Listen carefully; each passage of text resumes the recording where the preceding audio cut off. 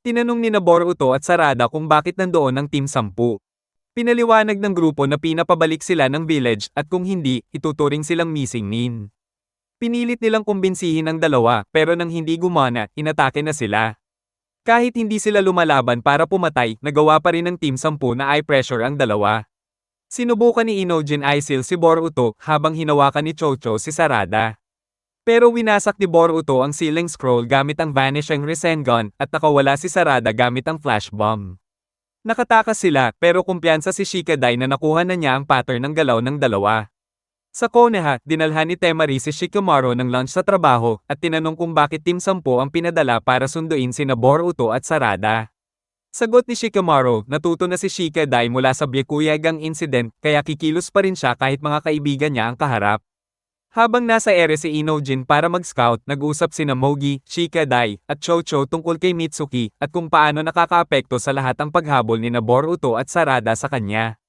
Naisip ni Shikadai kung bakit pati si Sarada na laging kalmado ay sumama rin kay Boruto. Ulat ni Inojin na may dalawang pares ng Boruto at Sarada. Naghiwa-hiwalay sila para habulin ang magkabilang set. Natalo ni Mogi ang mga decoy at nakahabol ang mga genin gamit ang mga hayop na iginuhit ni Inojin. Nabasa ni Shikadai ang strategy ni Boruto at Sarada at sa tulong ng Rose kasama si Inojin, nagawa nilang mapin down ang dalawa. Napansin din niya ang ahas ni Mitsuki na kasama nila. Ipinaliwanag ni Shikamaru kay Temari na sa tingin niya may mas malalim pang dahilan sa pagkawala ni Mitsuki at baka nakahanap ng clue si Boruto at Sarada, kaya umaasa siyang si Shikadai ang makakatuklas noon at gagawa ng tamang desisyon. Nalaman ni Shikadai ang nilalaman ng mensahe ni Mitsuki at ang sitwasyon kung paano nila ito nakuha. Nagulat ang lahat nang magpasya siyang sumama kina Boruto at Sarada. Habang papunta sa mga genin, inatake si Mogi ng isang hindi kilalang kalaban kaya lumaban siya pabalik. Ipinaliwanag ni Shikadai kung paano konektado ang lahat ng inconsistencies sa pag-alis ni Mitsuki. Kahit hindi pa siya lubos kumbinsido na inosente si Mitsuki, naniniwala siyang ang pinakamabuting paraan para malaman ang totoo ay mula kay Mitsuki mismo. Nagpasya si Chocho na sumama para hindi siya pag-alitan ni Mogi at si Inojin naman para hindi siya maiwan mag-isa. Tinapatan ng kalaban ng water release ni Mogi gamit din ng parehong jutsu at umatras pagkatapos dahilan para mapansin niyang dinilay lang siya nito. Napa-facepalm si Mogi nang makita ang iniwang apology note ng mga genin. Ipinaliwanag ni Boruto at Sarada sa grupo kung saan sila papunta at bakit. Sa di kalayuan, pinanood ni Suigetsu ang mga genin habang nagpapatuloy sila. Nagtataka sa plano ni Orochimaru. Pagsapit ng gabi, papalapit na sila sa Ryuchi Cave.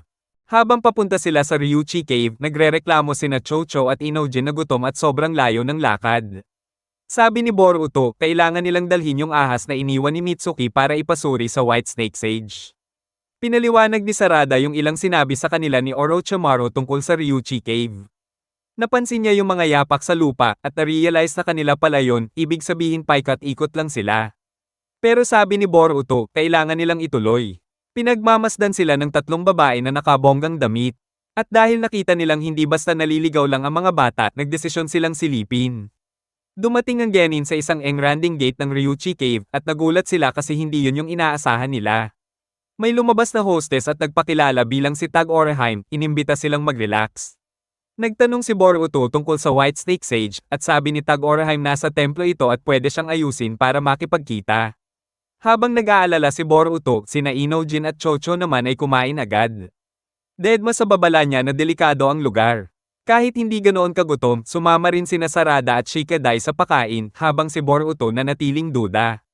Nang mabanggit ni Tag Oraheim ang pangalan ni Mitsuki, napansin ni Boruto na hindi pa nila nababanggit yun sa kanya, kaya alerto niyang sinabihan ng iba.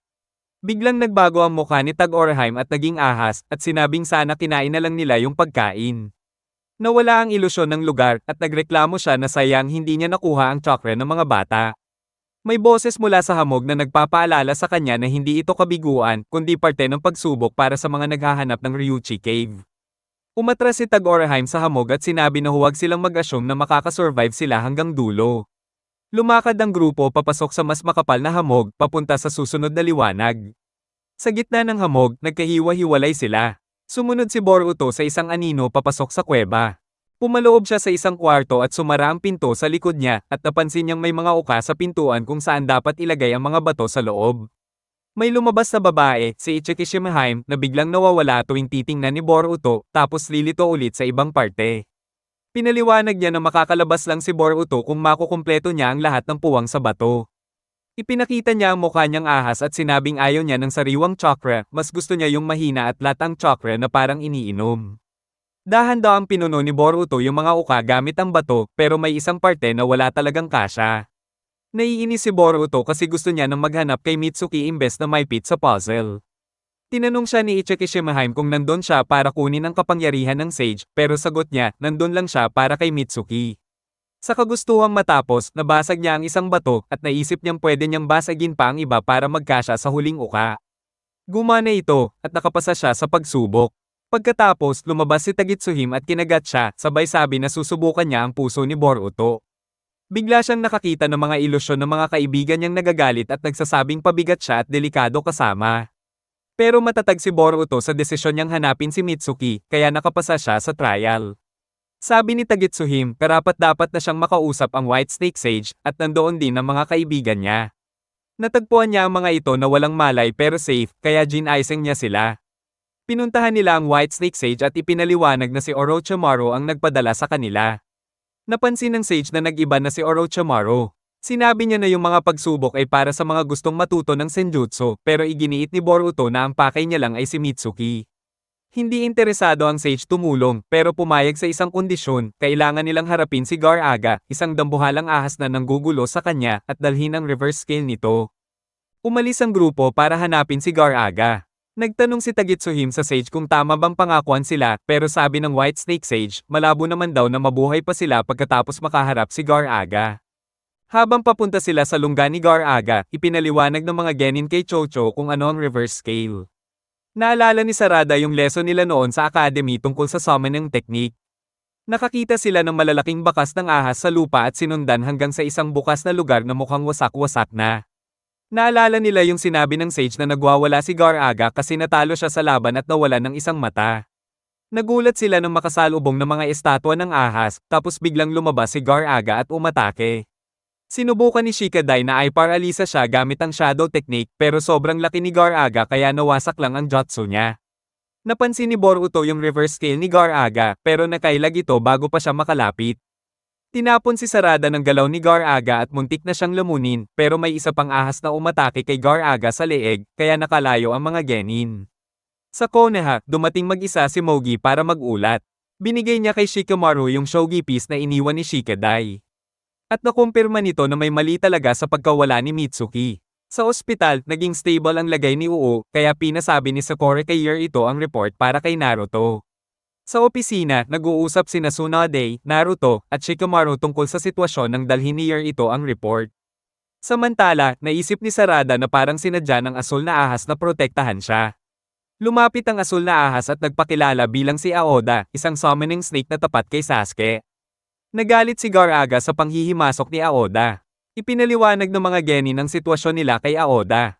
Napansin ni Shikadai na wala itong reverse scale at tinanong kung si Gar-Aga lang ang meron. Sinabi ni Aoda na karamihan sa mga marahas na ahas ay meron at nagiging mas kalmado lang sila kapag natanggal ito. Gusto ni Aoda na ihatid silang pabalik sa Konoha pero iginiit ni Sarada na kailangan nilang tapusin ang misyon. Samantala, iniisip ni Shikamaru kung sino ang may alam para targetin si Mitsuki. Nababahala sina Team 5 at Team 15 para kina Boruto. Samantala, ninakaw ni Year ito ang isang bagay mula sa kwarto kung saan nagpapagaling si Uo. Sa pasukan ng opisina, nagkita sina Hanata at Sakura.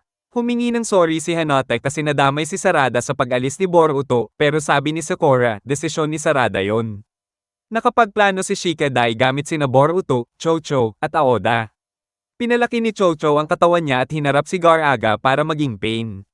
Ginamit ni Inojin ang ink para takpan ang natitirang mata ni Gar-Aga. Pinako ni Shikadai sa anino si Gar-Aga at tinulungan siya ni Aoda at Chocho para hindi makawala. Sinubukan ni Boruto at Sarada na kunin ang reverse scale pero mabilis na nakaiwas si Gar-Aga at tinamaan si Chocho ng laso na nagpabato sa kanya. Pinrotektahan ni Aoda ang mga genin laban sa mga atake ni Gar-Aga. Sabi ni Aoda kay Sarada na umalis na sila pero tumanggi si Boruto at binanatan si Gar-Aga ng wind release. Umalis si Gar-Aga nang marinig na gusto nila ang reverse scale niya. Tinanong ni Shikadai si Aoda kung bakit umalis si Gar aga at ipinaliwanag nito na lumipat siya sa feeding ground niya kung saan siya lamang. Pagod at sugatan si Aoda kaya binalaan silang huwag-hawakan ng reverse scale dahil nagiging bato ang sinumang humawak nito. Sa Konoha, lumabas si Sakura mula sa kwarto ni Uu at muntik ng turukan ni Yer ito ng kung ano. Pero biglang lumabas na si Uu ay si Mogi pala na nakatransform. Dumating si Sakura at nagtaka sila kung bakit nagtaksil si Yer ito. Nabitiwan niya ang hiring ilya at nakatakas ng maging gas ang lason. Nakasalubong niya ang Team 5 at sinubukan silang utusan papunta sa medical unit pero nahalata ni Uda na dapat doon mismo naka-assign si Yer ito kaya nabuko siya. Dinampot ni Yer ito si Denki bilang hostage. Pero nakawala si Denki gamit ang flash bomb. Inatake siya ni na Metal Lee at Iwabi. Nakaramdam si Uda na may kakaiba at nang basagin niya ang Genjutsu kay Yer ito nakumpirma niya ito. Bago pa siya matanong, may malaking insektong parang alupihan na gumapang sa katawan ni Yer ito at sumabog. Sinabi ni Sekiei kay Karara na nabasag ang genjutsu nito at tapos na ang trap. Umalis si Karara para mag-ulat. Gusto ni Kokuyo na manatili sila sa schedule ng plano. Kasama pa rin ni Sekiei si Mitsuki. Samantala, hirap ang mga genin makita ang mga atake ni Gar aga dahil nagtatago siya sa dilim ng feeding ground niya. Sinubukan ni Inojin mag-scout gamit ang drawing niya pero inatake at napilitang umatras. Nasagip niya si Boruto mula sa isa pang atake na nagpasalamat sa kanya. Sabi ni Inojin hindi siya nag-drawing ng mabilis kundi ginamit lang ang drawing na sinasakyan niya kanina na hindi nasira ni Gar aga. Nagka-idea si Shikadai kung paano kontrahin si Gar aga.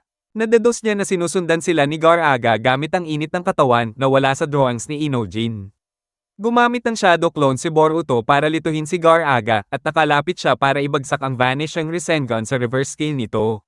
Naka-chance din ng iba na gamitin ang explosive tags para pabagsakin ang kisame sa ibabaw ni Gar aga. Nakalabas si Gar aga mula sa mga guho kaya sinubukan siyang pigilan ni Shikadai gamit ang shadow niya habang si Boruto naman ay nagpaboost para makuha ang scale.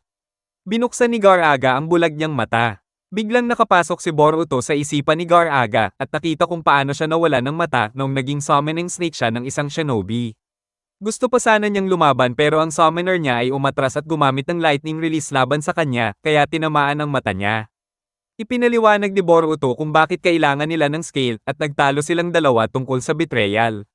Gusto ni Gar aga makita kung paano matatapos ang betrayal ni Mitsuki at kung ikamamatay ba ito ni Boruto. Nagdesisyon si Boruto na huwag kunin ang scale sa puwersa, kundi makipag-summon ng contract kay Gar aga para makita niya mismo kung magtatagumpay siya sa pagbabalik kay Mitsuki. Pumayag si Gar aga, pero may dagdag na kondisyon, kakainin daw niya si Boruto kapag pumalpak siya. Bumalik sila sa White Snake Sage na ibalik na rin si Chocho mula sa pagkabato.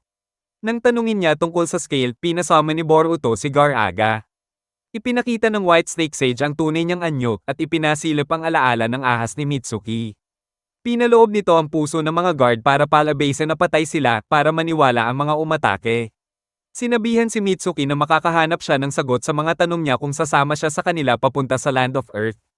Natuwa si Boruto na iniligtas ni Mitsuki ang guard pero pinaalala ni Shikadai na sumama pa rin siya sa kalaban. Habang umaalis ang mga genin papunta sa Land of Earth, nagmuni-muni ang White Snake Sage tungkol sa kakaibang kapalaran ni Boruto na hindi niya matatakasan. Umalis na ang mga genin mula sa mahamag na hangganan ng kuweba. Pagod si Chocho at sabi niya parang putol-putol ang alaala niya sa nangyari. Natuwa si Boruto na hindi traidor si Mitsuki. Dumating sina Naruto at Shikamaru sa medical unit para bisitahin si Uu at sinabi ni Sakura na hindi siya pwedeng magsalita ng matagal. Ikinwento ni Uu na mga shinobi ng Iwagakure ang umatake, tinanong nila si Mitsuki kung gusto niyang sumama papuntang Land of Earth at isa sa kanila ay parang puppet. Bukas pa rin si Shikadai sa posibilidad na traidor si Mitsuki. Sabi ni Boruto, hinahanap lang ni Mitsuki ang sagot na pinag-usapan nila dati. Gusto ni Shikadai na bumalik na sina Chocho at Inojin sa Konoha para ibalita ang mga natuklasan nila. Buhay pa si Yer ito pero kritikal ang lagay at sinisi ni Shikamaru ang sarili niya dahil hindi niya agad napansin. Ipinaliwanag ni Saiki na Naruto at Shikamaru na explosive clay ang jutsu na Samaire kay Yer ito. Samantala, papalapit na sa border ng Land of Earth sina Kokuyo, Sekiei, at Mitsuki. Sabi ni Sekiei, kapag tumawid na si Mitsuki roon, ibig sabihin nagtaksil na siya sa Konoha at tinanong niya kung ano ang pakiramdam ng pagtatraidor. Sa Iwagakure, nag-usap sina Karara at Koko at sabi ni Koko na si Ko ang huhusga. Dumating si Ko at sinabi na may oras pa sila. Kasama ng isang doktor, pumasok siya sa isang lugar na may maraming puppet-like na nilalang. Pabalik na sina Chocho at Inojin nang makita nila ang mga Jonin na naparalisa. Pinatay ni Kokuyo ang isa sa mga puppet-like na hirap nang makasabay sa kanila. Ipinaliwanag ni Sekiei kay Mitsuki na akuta ang tawag dito, gawa gamit ang Kinjutsu Niko, at hindi sila tatagal gaya ng mga tao. Sinaway siya ni Kokuyo na tigilan ng pagsasabi kay Mitsuki, pero halatang nagkakagusto si Sekiei na makasama si Mitsuki. Habang tumatakbo sina Kokuyo, hinahabol naman sila ni Shika Dai, Boruto, at Sarada. Sinabi ni Mirai kay Konohamaru na nalaman niya tungkol sa pagiging anak ni Mitsuki kay Orochimaru, pero tiniyak ni Konohamaru na hindi niya kinamumuhian si Mitsuki. Tinawagan ni Naruto si Koretsuchi, ipinaliwanag ang sitwasyon, at humiling na payagan ng tracker niya na pumasok sa Iwagakure. Sinabi rin niyang hinahabol ni Boruto at Sarada ang mga umatake. Tumanggi si Koretsuchi, at sabi niya na mag-iimbestiga muna siya para siguraduhin kung taga-Iwagakure nga ang mga target bago magpapasok ng trackers. Inatake ng mga akuta ang mga shinobi ng Konoha. Dumating si Boruto sa lugar kung saan may nadoraj na akuta na nakilala agad ni Boruto. Naamoy ni Kokuyo na may humahabol, kaya inutusan niya si Sekiei na isama si Mitsuki at mauna na, habang siya at ang mga natirang akuta ang haharap sa mga pursuers. Nakipaglaban si Kokuyo sa ilang trackers ng Konoha at natalo niya lahat. Dumating ang grupo ni Boruto at nakita nilang panalo si Kokuyo. Tinanong sila ni Kokuyo kung sila rin ba ay mga tracker. Pinakilala ni Kokuyo ang sarili niya kina Boruto, Sarada, at Shika Dai, na agad napansin na tinalo niya ang maraming shinobi. Kahit delikado siya, gusto pa rin ng mga genin na pabagsakin siya para makarating kay Mitsuki. Inatake ni Kokuyo at ng mga akuta, nagulat ang genin sa bilis nila. Gumamit si Boruto ng Shadow Clones para malito si Kokuyo at tamaan ng jutsu ni Shika Dai, pero naiwasan pa rin niya. Ginamit ni Kokuyo ang Tonfa niya bilang panghagis para tapusin ang natitirang clone ni Boruto. Hinarang ni Sarada ang atake ng akuta, at sinabi ni Kokuyo na hindi mula sa jutsu ang lakas niya, kasi hindi siya marunong nun, kundi purong lakas lang. Nakadodge si Boruto sa atake, saka ginamit ang wind release para itapon siya pataas. Sinunod naman ni Sarada at inihagis ang akuta papunta kay Kokuyo, pero tinulak lang ito ni Kokuyo. Pagbagsak ng akuta, napindown nito ni Shika Dai kaya nadodge ni Boruto gamit ang Rasengan. Mabilis na umatake si Kokuyo kay Sarada, mas mabilis pa kaysa kaya ng Sharingan niya. At ginamit ang Tonfa para magdulot ng rock slide. Bago niya ulit masaktan si Sarada, dumating si Chocho at nataman siya, sabay buhat ng malaking bato at inihulog sa kanya. Kasama si Inojin, ipinaliwanag nilang bumalik sila nang makita ang mga tal-unang shinobi ng Konoha. Sinabi ni Shika Dai kina Boruto at Sarada na mauna na sila, habang sila nina Chocho at Inojin ang haharap kay Kokuyo. Napansin ni Sekiei na natatagalan si Kokuyo sumunod, at nang tanungin ni Mitsuki kung may tiwala ba siya. Sinabi lang niyang malakas si Kokuyo. Biglang lumitaw ang ilang akuta mula sa lupa at nagulat ng sitwasyon. Hindi pinayagan ni Sekiei si Mitsuki na sumama sa kanya, at iniwan siya sa mga akuta para bantayan habang siya mismo ang haharap kina Boruto at Sarada.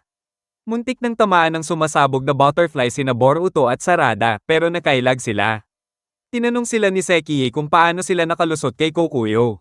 Napansin ni Sarada na nilalagyan niya ng chakra ang clay para sumabog, at ipinaliwanag ni Sekiei na explosive clay ang jutsu na itinanim sa kanya. Tinawag ni Boruto si Gar-Aga na ikinatuwa ni Sekiei.